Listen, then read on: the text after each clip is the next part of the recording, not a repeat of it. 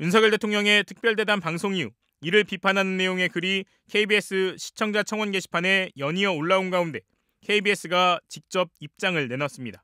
KBS는 신년 대담과 관련하여 다양한 의견이 제시되었습니다. 의견을 주신 시청자 여러분께 감사드린다며 박장범 앵커는 KBS 방송 제작 가이드라인에 근거해 프로그램을 진행했기에 현재 박장범 앵커의 하차는 고려하고 있지 않습니다라고 답했습니다. 통상 청원이 1,000명 넘는 동의를 얻으면 KBS는 청원에 답을 하게 됩니다.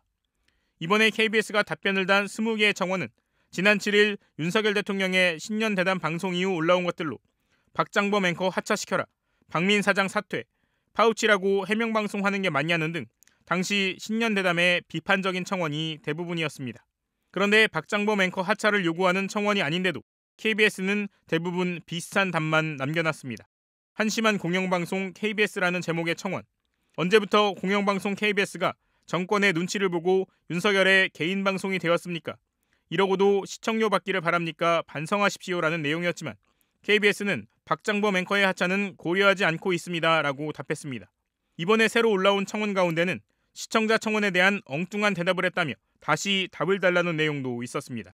앞서 이 시청자는 김건희 여사 주가 조작 의혹과 고발 사주 손준성 검사 유죄 등에 대한 것도 윤 대통령에게 질문해달라고 했는데 KBS는 당시 질문은 30년 취재 경력의 박장범 앵커가 정치, 경제, 사회 각 분야의 현안들에 대한 다양한 견해를 담아 선정했습니다라고 답했습니다. 이에 이 시청자는 제가 청원한 내용에 대한 답변이 맞나요? 30년 경력이 무슨 관련인가요? 다시 답변 부탁드립니다라고 글을 남겼습니다.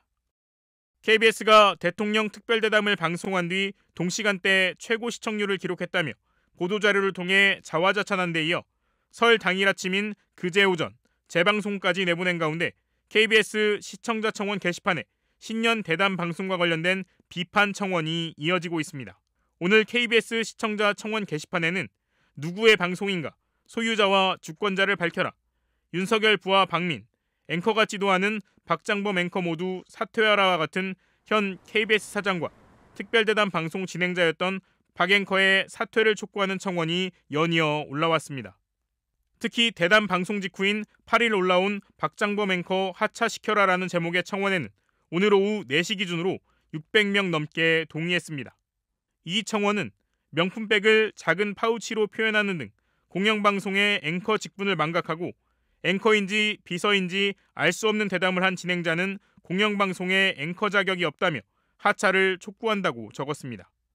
이어 시청료로 월급 받는 건지 대통령에게 월급 받는 건지 알 수 없는 태도는 문제가 심각하다고 덧붙였습니다. 통상 청원 동의가 1,000명 이상일 경우 KBS는 해당 청원에 대한 답을 내놨습니다. 야당에서도 신년 대담과 재방송을 두고 비판이 이어졌습니다. 설날 당일 아침 KBS는 대통령 홍보 방송을 재방송했습니다. 사과도 진실함도 없는 홍보쇼를 국민은 또다시 강요당한 것입니다. 이 방송에는 국민의 목소리와 질문이 지워져 있습니다. 왜 국민이 요구하는 김건희 특검을 맡고 있는지, 왜 이태원 참사 특별법과 해병대원 순직 사건의 진실을 가로막고 있는지, 왜 윤석열, 한동훈이 정점으로 의심받고 있는 고발 사주 사건에 대해서는 언급조차 없는지 국민들은 묻고 있습니다. 권력이 두려워야 할 것은 민심입니다. 반면 KBS 사측은 방송 이튿날 보도자료를 내고 윤석열 대통령의 KBS 특별대담이 시청률 8.7%를 기록하며 전 국민적인 높은 관심을 보여줬다고 밝혔습니다. 이어 전 채널 동시간대 1위를 차지했다며 청와대에서 용산으로 이전한 이래 대통령실이 방송을 통해 처음 공개됐다는 점에서도 의미가 크다고 자평했습니다. 특별 대담의 제목은 대통령실을 가다였습니다.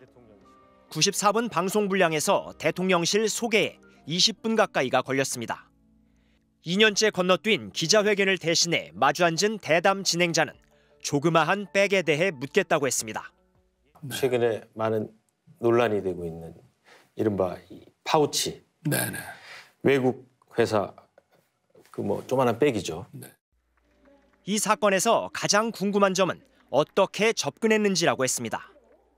첫 번째 의아한 점은 이 시계 몰래카메라를 작용한 전자기기를 가지고 대통령 부인에게 접근할 수 있었을까?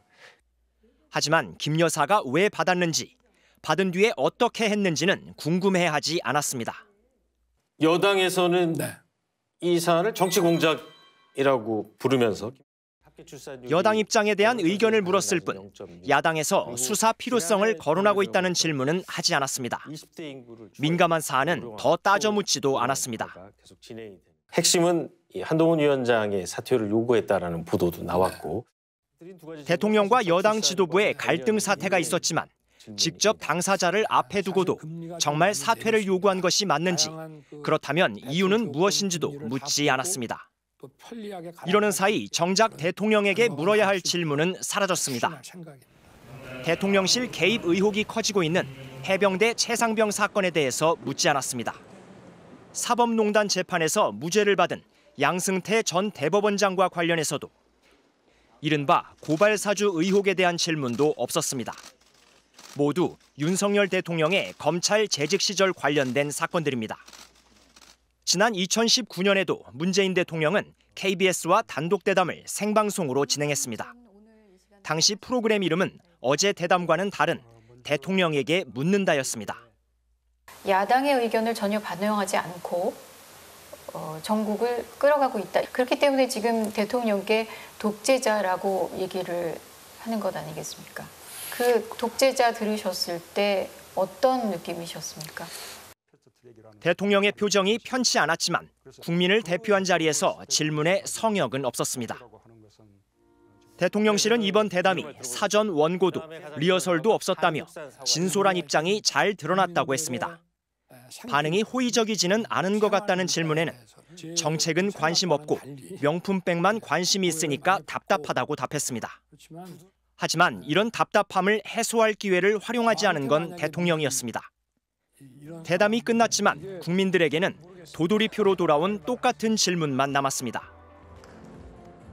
명품 가방과 관련한 논란이 해소되지 못하면서 계속되는 갈등은 국력 낭비처럼 되고 있습니다. 듣고 싶은 걸 묻지 않고 대통령이 말하고 싶은 것만 듣게 된 대담에 대한 평가는 대통령실과 KBS가 함께 받습니다. MBC 뉴스 이용주입니다.